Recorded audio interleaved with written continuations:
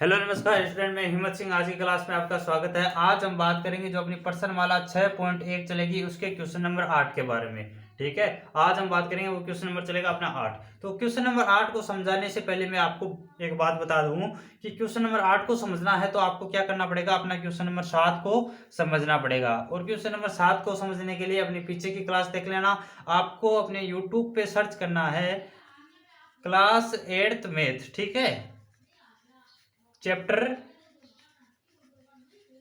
6.1 और क्वेश्चन लिख लेना ताकि आपको डायरेक्ट वीडियो मिल जाए। ठीक है, ये ऐसे लिख लेना क्वेश्चन 7। ठीक है, 6.1 लिख के आप लिखोगे क्वेश्चन 7 तो आपको डायरेक्ट अपने क्वेश्चन नंबर 7 का वीडियो मिल जाएगा। बाई मेरा नाम लिखना तभी आपको मेरी क्लास मिलेगी। ठीक है, बाई हिम्मत सर। ठीक है, बाई हिम्मत सर। क्या लिखोगे? HIMM हिम्मत सर। ठीक है, ये नाम लिख रहा है। और अपनी क्लास जो 7 है, सॉरी जो क्लास 8 का क्वेश्चन नंबर 7 है वो उसका वीडियो आपको मिल जाएगा।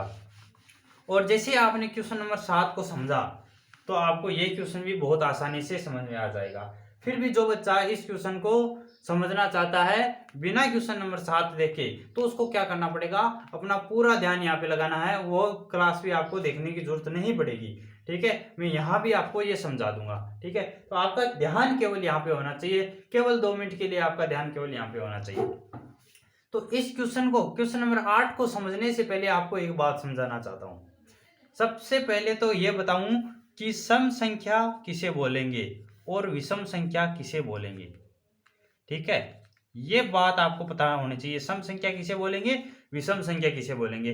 तो जिस संख्या के पीछे, पीछे मतलब इकाई अंक 2, 4, 6, 8 या 0 हो, तो जिस संख्या के इकाई अंक या पीछे, पीछे का मतलब इकाई अंक 2, 4, 6, 8, 0 इनमें से कोई संख्या हो तो वह कौन सी संख्या होगी, सम संख्या होगी। ठीक है, वह कौन सी संख्या होगी, सम संख्या।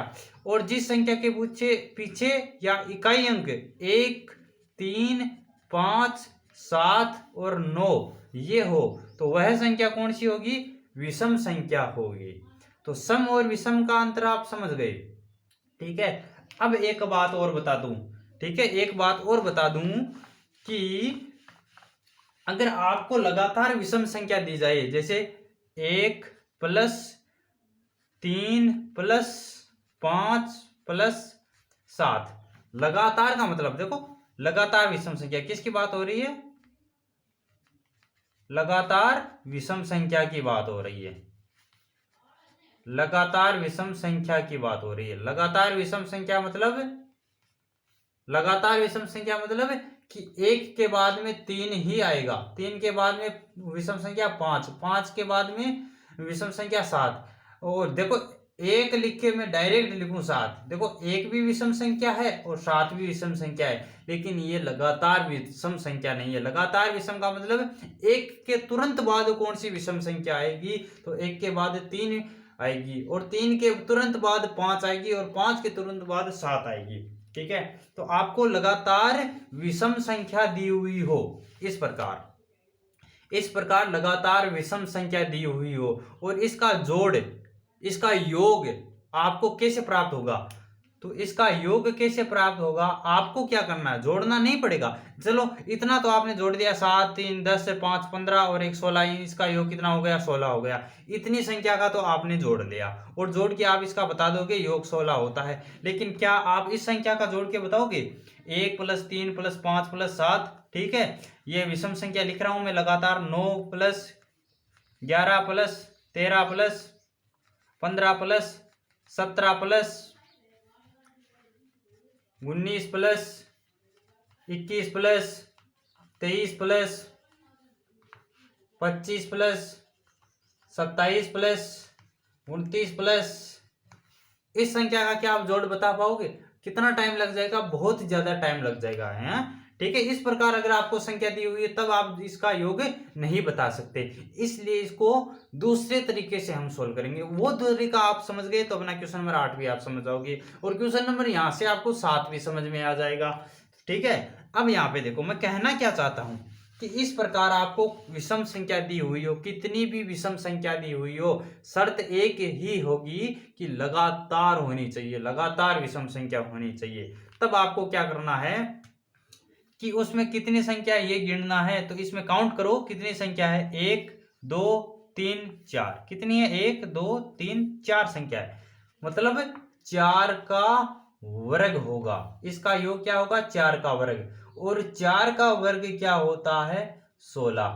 4 का वर्ग क्या होता है, 16। देखो जोड़ के देखो, 1 और 3 और सॉरी देखो इन सबको जोड़ो, 7 और 3 कितना हो गया, 10। 10 और 5 15 और 1 16। क्या आंसर 16 आ रहा है।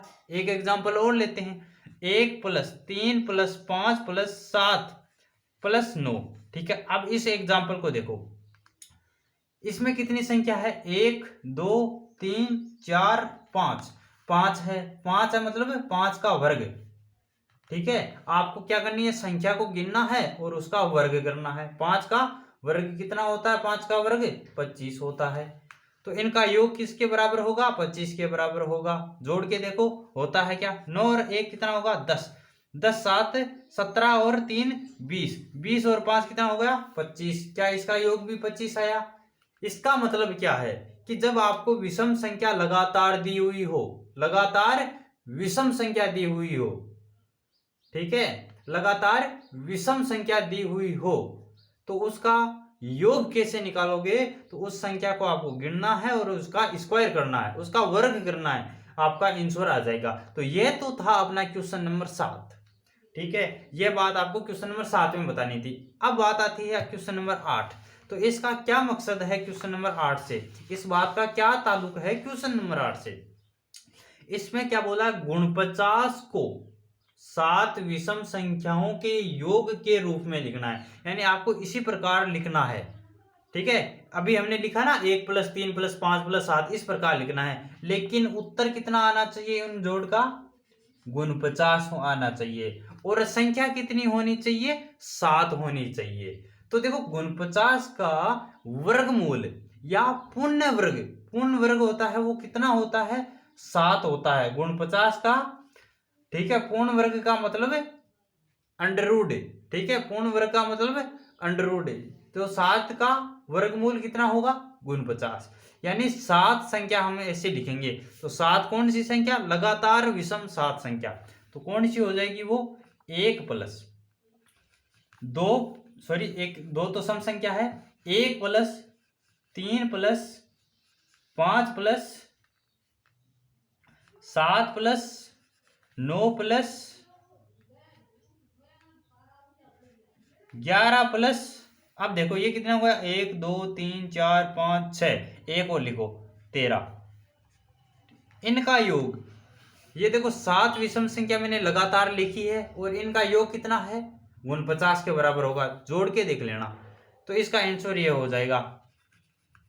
तो अपना पहला है, उसका आंसर ये होगा। उसका आंसर क्या होगा, आपको क्या करना था, गुण 50 को 7 विषम संख्याओं के रूप में लिखना था। तो उसको हम इस प्रकार लिखेंगे। ठीक है, 7 विषम संख्याओं के रूप में इस प्रकार लिखेंगे, यानी लगातार 7 विषम संख्या। समझ में आ गया। अब अपना क्वेश्चन नंबर 2 है, इसका हल कैसे होगा।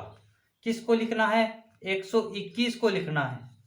और कितनी संख्या में लिखना है, 11 में लिखना है।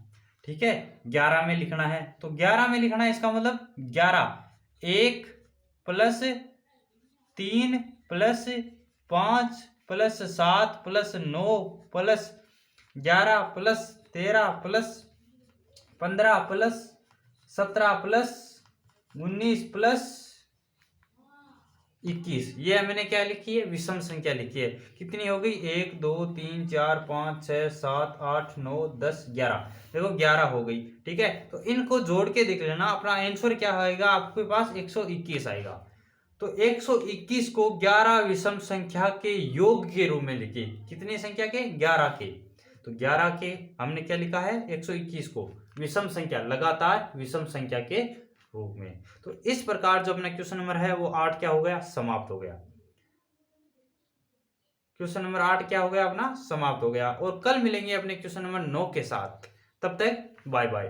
ठीक है। अगर आपको ये क्वेश्चन समझ में आया तो अपनी क्लास को एक लाइक कर देना, और इसी प्रकार अन्य प्रश्न देखना चाहते हो तो अपने चैनल को सब्सक्राइब कर लेना, और अपने दोस्तों को भी इस क्वेश्चन को शेयर करना, ताकि वो क्वेश्चन भी इस क्वेश्चन को सीख सके वो दोस्त भी।